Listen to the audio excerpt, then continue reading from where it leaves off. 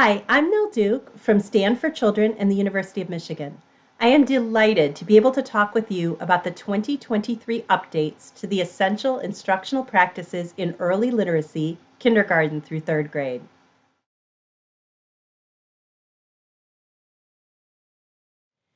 We made some updates to essential instructional practice number 7.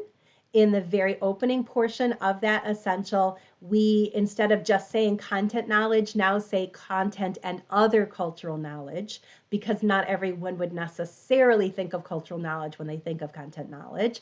And then we also added that throughout the day point. That's so important. We need to see Essential 7 happening throughout the day. We also added a study here on the showing positive effects of content and literacy integration. So you'll see that study cited in the endnotes of the document. To the first bullet, we removed the reference to Tier 2 and Tier 3. We did that because it's just not become clear from research whether Tier 1, Tier 2, Tier 3 distinctions in vocabulary can be reliably made. So it seemed safer based on sort of lack of evidence in that area to go ahead and delete the references to Tier 2 and Tier 3. We didn't make changes to bullet 2. To bullet 3, we just changed a word. We changed the word repeated to the word many. We did this because not all of the opportunities need to be exactly the same every time. They don't actually need to be repeated in a really precise way. And so we thought many was a clearer word to use there just to prevent that potential misconception. The next bullet, we made a number of changes to. We wanted to clarify what encouraging talk entailed, that it entails explicit teaching and modeling and providing practice with discussion processes and protocols. That is, you have to teach kids to be able to engage in discussion, and that was maybe not sufficiently clear in the previous version.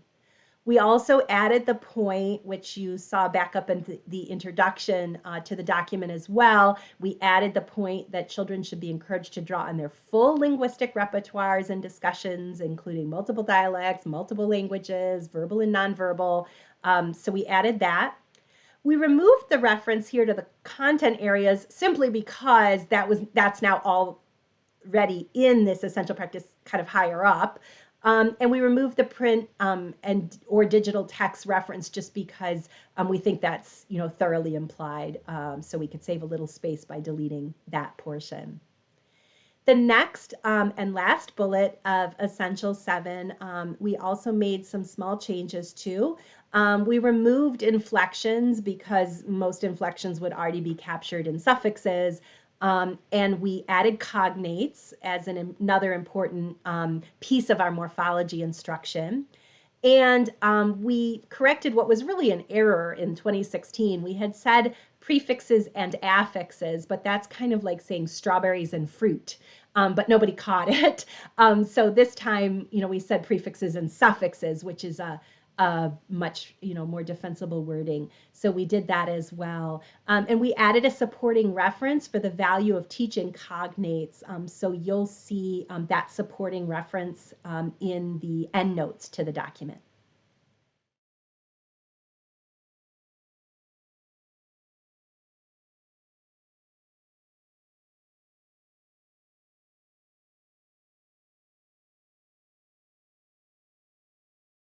I hope this has been a helpful review for all of you. And as always, we want to thank you for all that you're doing to support the literacy development of Michigan's children.